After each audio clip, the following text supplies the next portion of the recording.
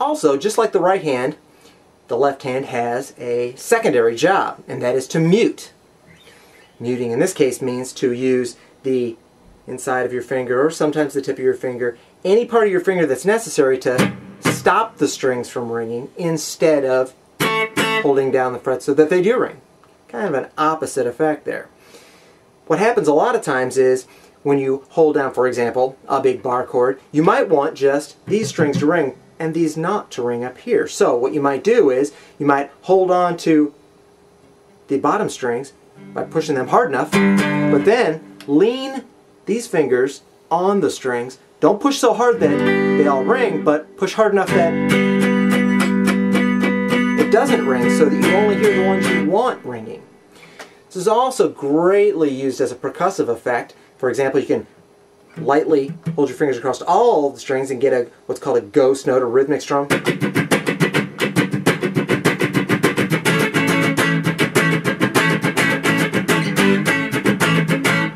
You can do that with individual notes too. For example, you can hold on to just one note and then mute by curving my fingers slightly around. I can barely graze these two strings here, the B and the E, and I can also reach over with my thumb or with my other fingers so that I miss everything about the G string, but every other note on every other string is slightly muted out so that I can get all this until I push down on that A note and get